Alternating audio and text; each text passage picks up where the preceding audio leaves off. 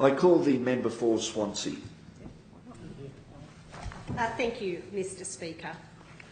Well, I'd like to start by saying that there is one thing that I agree with the member on, and that is that regional New South Wales is the powerhouse of New South Wales, and I think that the region I'm from the Hunter, is a fine example of that. The member then goes on and notes that since coming to government, the New South Wales Liberals and Nationals have facilitated over $4 billion of investment in job creation across New South Wales. There could be nothing further from the truth, and it's an absolute joke. The government has gone missing in the face of regional unemployment rates that have grown significantly worse under this government's watch.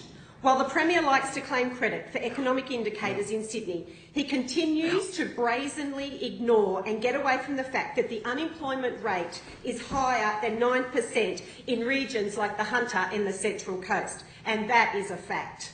This compares with the statewide unemployment rate of 6%.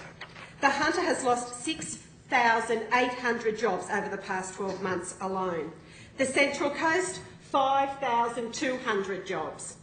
Unemployment rates in regional New South Wales continue to be unacceptably high, Mr Speaker, and the latest jobs data provides more troubling evidence of the two-speed economy across this state.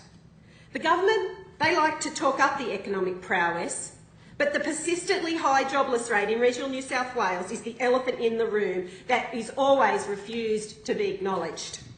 On this government's watch, unemployment is topping 9 to 10%, and too many of those are in regional communities.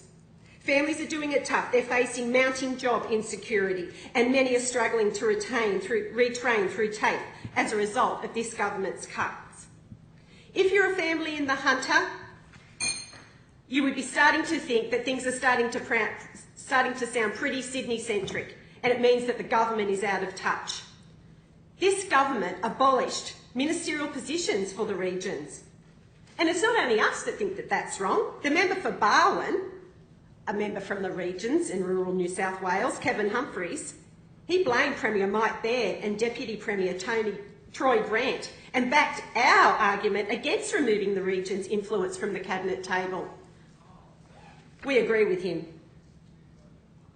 It's outrageous that this government has abolished these ministers, and particularly when these regions are facing double-digit unemployment rates.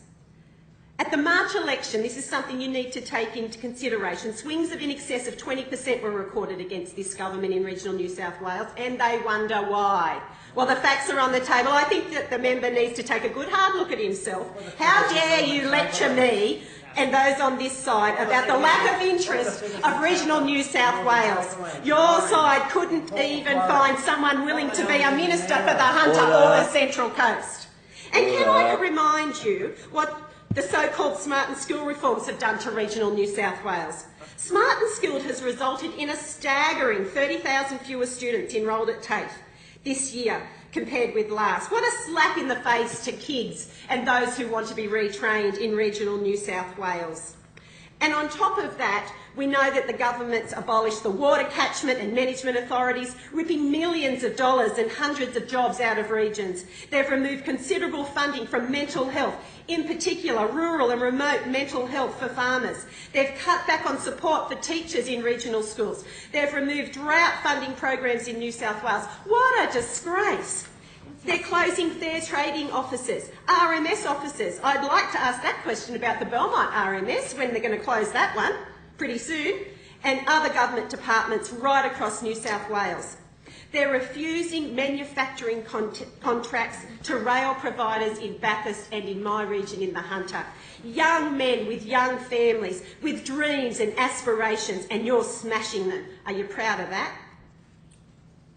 So what benefits can the people of our local communities expect on the back of this so-called infrastructure budget? Well, despite reported surpluses of $2.5 billion, I don't need to remind you what the Swansea electorate got for transport infrastructure. 0.00. That's what we expect from you. And on the Central Coast, well, on the streets there, they call it the lay-by budget. You provided 10%. You put down 10%, but you know what they're saying? They're not coming back to pick it up. Support for regional New South Wales, Mr Speaker? I think not.